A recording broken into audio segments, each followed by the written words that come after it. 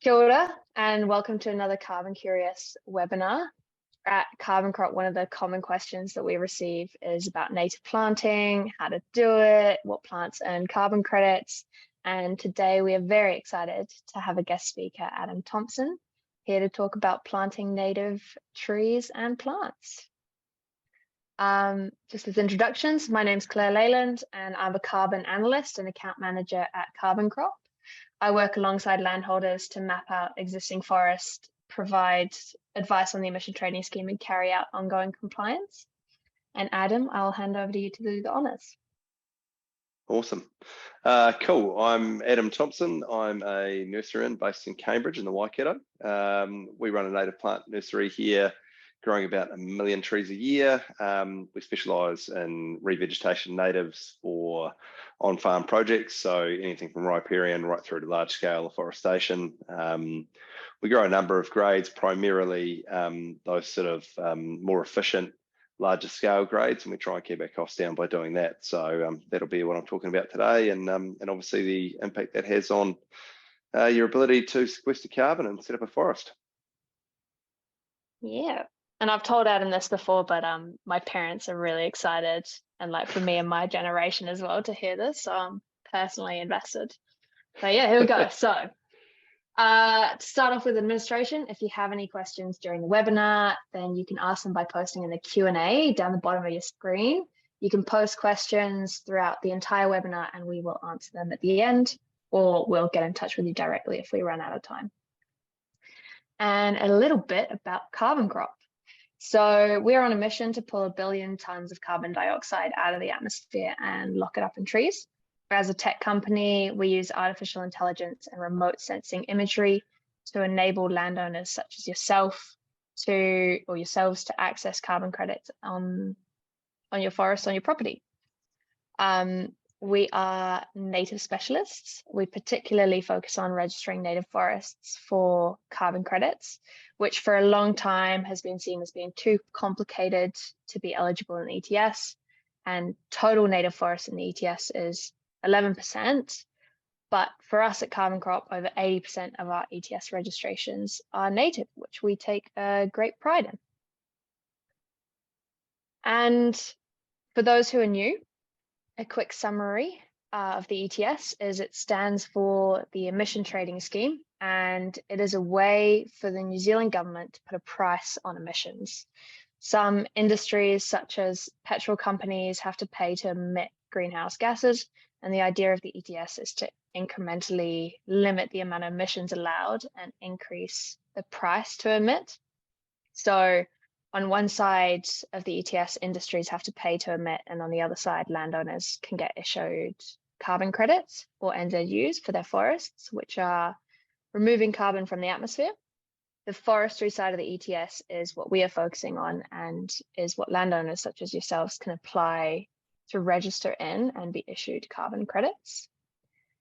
Not every tree is necessarily eligible, and the criteria is listed here on your screen. The forest must be at least 1 hectare in size, have an average of 30-meter width. The species must grow to 5 meters height, and the canopy cover must be 30% or more.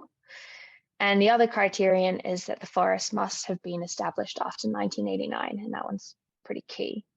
So if the land was clear and used for grazing, for example, a long time ago, and you planted it out last year, it could potentially be eligible. And with that admin over, I'll hand over to Adam to talk about Restore Native. Awesome. Cool. So yeah, a little bit of a rundown on what we do. And today I'm going to be talking about essentially reducing the costs of large-scale afforestation. So I'm a farmer myself. We've got 175 hectares here in Cambridge where the nursery is based. And through a bit of a journey of retiring land, riparian, all those things where we start out as farmers trying to be those good custodians, we've gone through a process of sort of refining what we do, looking at what works on farms, trying a lot of different things, and getting to a position where we've got a product now that we're really comfortable with price-wise, that we can do at scale and really make a difference with farmers. So that's what I'm going to be talking about today. and I'll take you through this process. So obviously farmers got a big role to play, and we're talking about farmers, any landowners, you know, like whether you're a 1 hectare lifestyle block owner or you're a 10,000 hectare big station owner, we've got a role to play in this ETS situation in sequestering that carbon and restoring not only those trees back for carbon, but for those biodiversity benefits as well. And the reason I say we've got a large role to play is here are some stats that we've pulled out from MIE Stats NZ here. So land coverage in New Zealand. So only 1% of our total coverage is actually in urban. So obviously a large portion of the people live there, but of our total land coverage, that's what's there. Around half of our total land coverage is already in Indigenous forests, which is bloody awesome. And obviously you go to a place like Fiordland and that's 99.9%. In other areas it's not. We've got around 8% in exotic forest, 2% in cropping and horticulture, and that leaves 40% that's essentially out there in exotic grassland and farmland, for want of a better word. So we need to bring farmers along on the journey, and we need to be giving farmers the ability to make an impact on this carbon process, on improving that biodiversity. And hey, we're actually the biggest part of that puzzle. So yep, we're all about making it easy, and that's what I'm going to run through today. So what we've looked at is the barriers. So this is up the top of our farm. It's probably not a good photo, but attitudes being a really big one. We're really fortunate. We wind up dealing with really progressive farmers, whether that's people later on in their life who are going, hey, the land's given us a lot. We want to protect these areas for future generations, or looking at that diversity. And we're seeing like new people coming through our age. I'm 37 now, but as we come along, younger people coming in are a bit more conscious of those environmental things, which is really cool.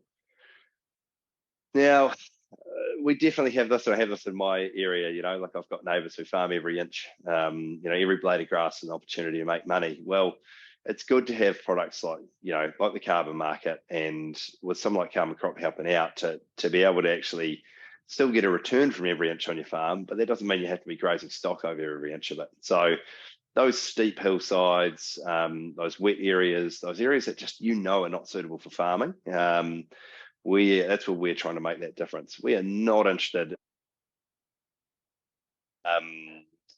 big situation where we have, sorry, I've been distracted, where we have, whole farms going into native planting. We don't want that. We basically want to have farmers retiring those areas that are not suitable for farming. And then regulation. So that's a big barrier. As farmers, we feel like we're getting beat down a little bit by the government, public opinion, and those sorts of things. And the planting of especially natives, I think, gives farmers that opportunity to bring back that license to farm and do so in a really sustainable manner. So these are the barriers that we see as key things, and what we're trying to knock down. And then the other massive bubble there is financial. What's the cost of doing it? I'm sure every farmer would just take every unproductive bit out of their land today and plant it in natives if it wasn't going to cost them a cent. So let's look how we can bring that from a high barrier and lower that barrier. So that's what we're doing, which we'll explain a little bit more here. So our things, and how do we make it easy? So co-funding. So that's really key. There's a lot of money out there and a lot of support, starting at regional council level, Jobs for Nature funding that came post-COVID. There are a lot of actually trust funding stuff out there as well, who fund specific things and specific catchments and waterways and erosion, and they've got different. We find a way to basically, help people through that journey and sort that funding situation out so that we can, make it easy for farmers. So simplicity, keep it bloody simple, like it doesn't need to be, just because even when you walk out the bush into a large piece of bush and you see 200 different varieties, that doesn't mean that's what you need to go and plant at your place. So we just need to keep it simple and plant a selection of species that are going to grow well in your area. And it does vary slightly from area to area. Keep the planting simple, keep the planting simple, and you'll get success. We've seen a lot of people try and overcomplicate things and never quite get the goals they want to achieve. So simplicity, a big key. Full service. So we basically offer everything from standing in a paddock looking at a gully and going, oh yeah, maybe we should retire this, right through to a few years later going, hey, those trees are well established, we can shut the gate and leave them alone now. So that includes obviously planning, so right species, right place, look after that funding situation, do site preparation, so pre-plant spraying, things like that. We obviously supply the plants, we deliver them, we've got a planting crew, and we go across most of the North Island. We send our trees all over the North Island, and we've got partners in the South Island as well. So if you are down there, you can get in touch for a yarn, and we can put you in touch with people doing the same sort of thing. And then post-plant care. So depending on the plants you put in, depending on what your site challenges are, a bit of post-plant care can make a huge difference to your survivability, which is going to get that number of stems per hectare up. It's going to create better biodiversity and give you that better carbon take as well. So, and then cost effective. So look, we're not here fiddling around growing a few thousand trees a year. The reason we go into scale is try and keep things cheap for people. We're out there doing it every year. We're sharpening our axe a bit more, trying to make our process a bit better, so that we can keep costs down. And even with the massive increases, obviously, businesses have faced in costs in the last couple of years, our costs have barely crept up because we've been able to keep on top of that efficiency. So it's really important to find cost-effective solutions, because that might be the difference between being able to plant 1 hectare and being able to plant 5 hectares, or that sort of thing. So the cheaper it can be, the more cost-effective it can be. It's not about cheap, it's about value. You can get more done, and that's going to be a good one for everyone.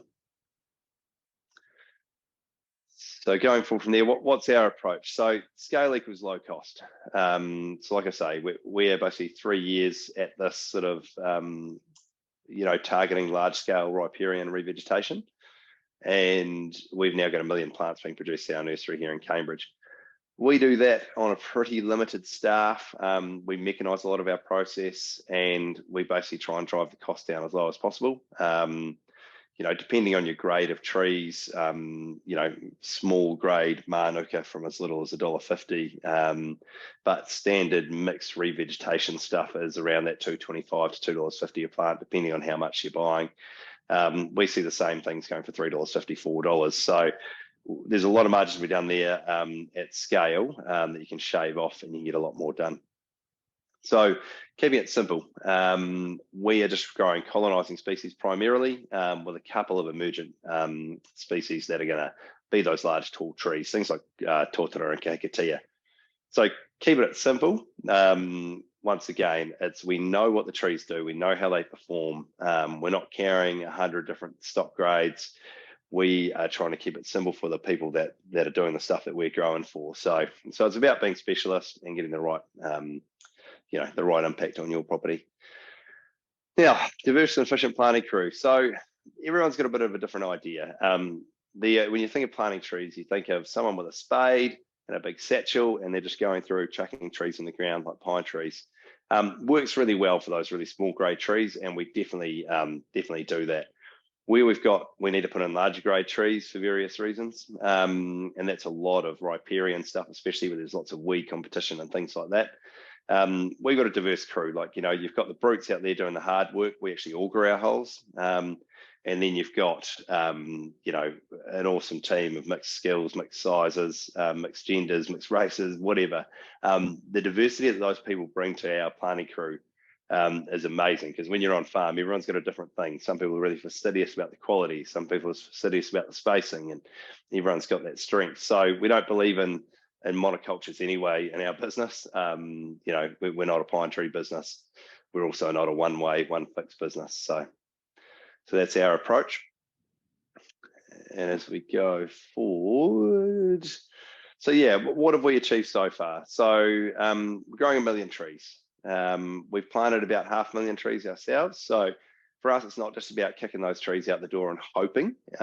We like to be a part of the success. So obviously we plant a heap our own here in the Waikato Bay, plenty of that area, or we help people with guidance on planting as well. It's really important.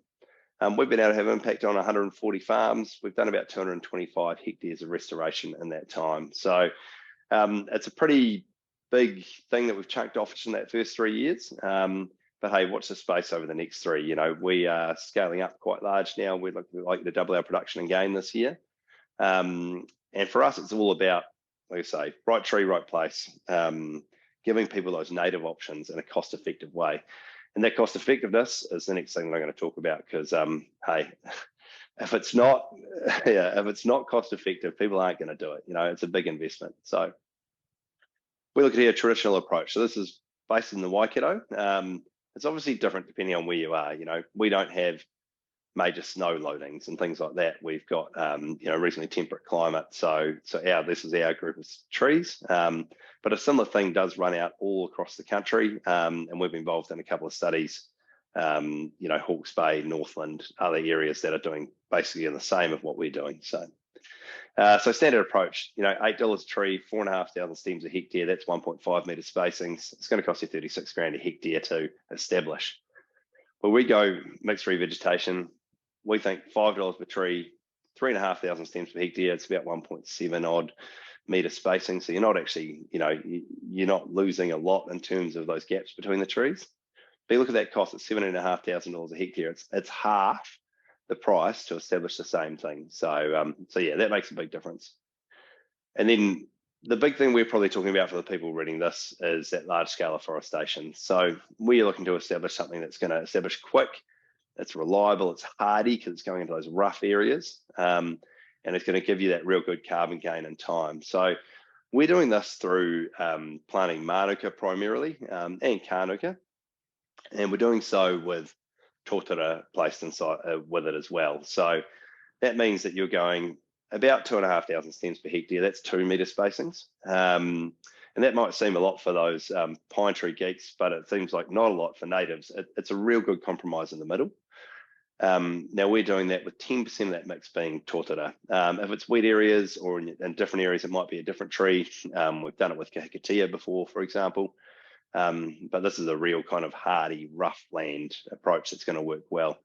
The cost of doing that, $11,000 a hectare. So, you know, you're getting 3-to-1 value on what you would if you took a traditional mixed vegetation native approach. And that's just requires that new thinking to be able to do things a bit better, a bit more efficient. And there is actually ability to reduce that cost further. If you say reduce the amount of tōtara that you put in it, perhaps reduce the grade of manuka and kānuka that you use, obviously put them in a little bit smaller because they are hardy, or space that out a little bit, you know. So there is the opportunity to bring that cost down a little bit further from that, but we think that's a pretty gold-plated option for large scale that is going to guarantee success.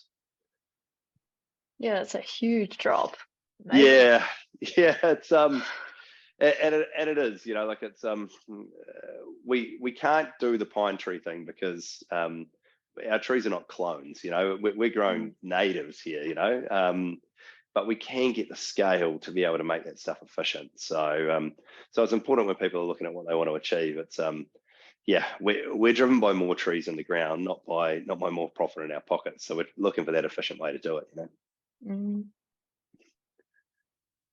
Yeah, no, I can think of quite a few properties with some marginal farmland and many hectares that need planting.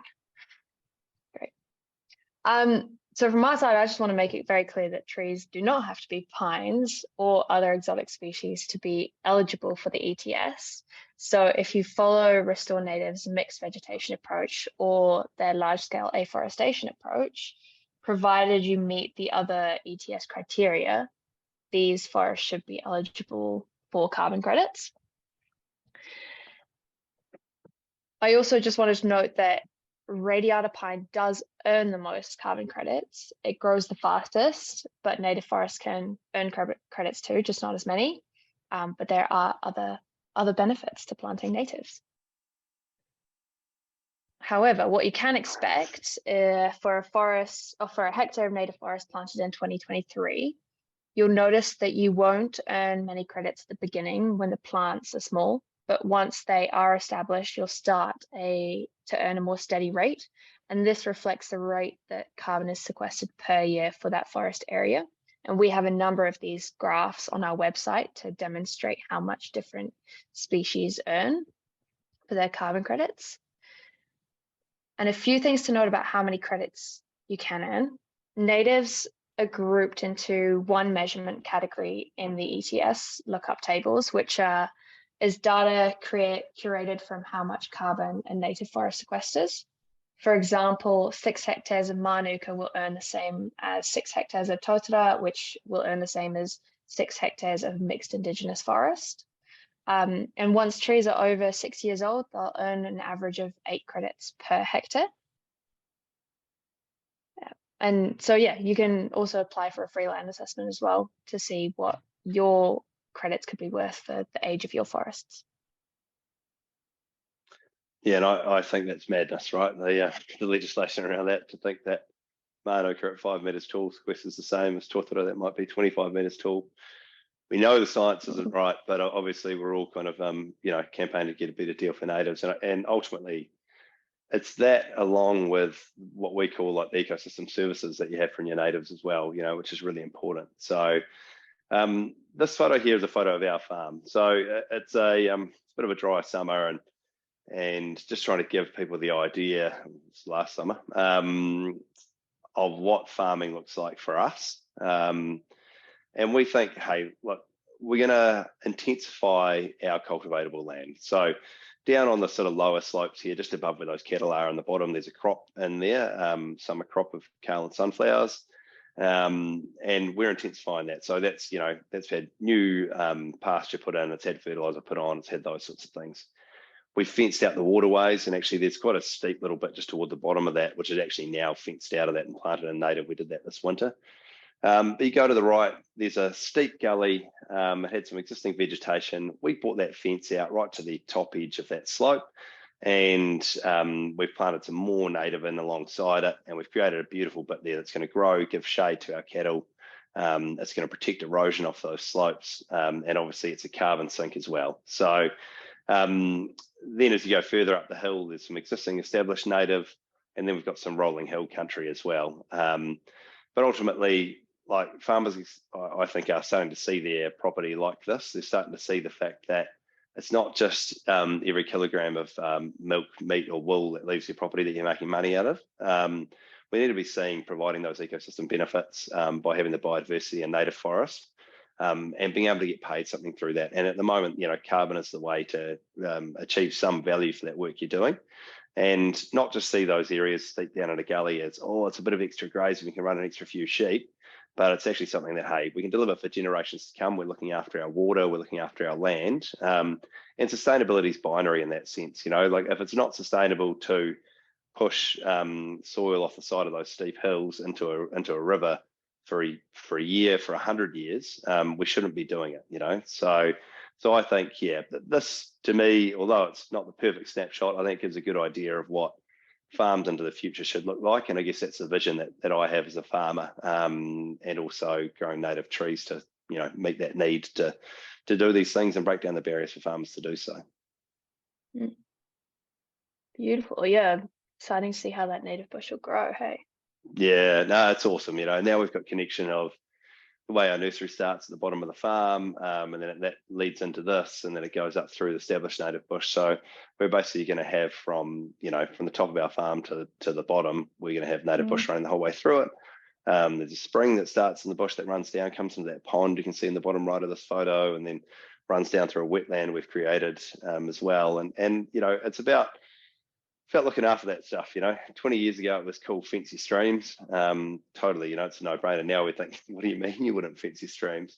And now we're talking about, hey, let's actually control some of that soil erosion, protect some of those areas, and add that bit of biodiversity. And I think in 20 years time we'll be going, of course you need to promote biodiversity.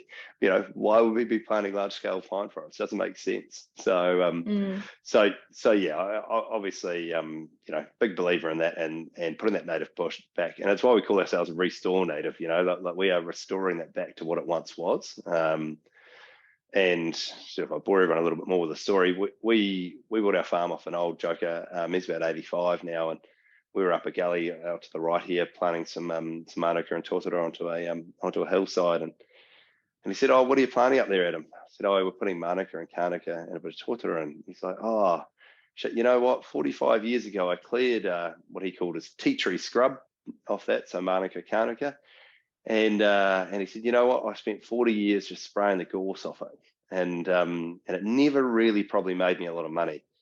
And so here we have in like one generation, a guy going, you know, we probably shouldn't have cleared that native, to now us going, hey, look, we need to retire it. We can't farm that. And the really cool thing about the carbon situation is that we can still make some money out of it, you know, more money than we'd make running cattle on it, that's for sure. Well, speaking of how it will all work, so first you could work with Restore Native to plant an area of native forest.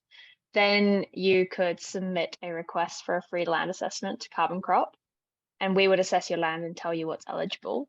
And then if you're keen to register for the ETS, we would work with you on your application and submit it to MPI.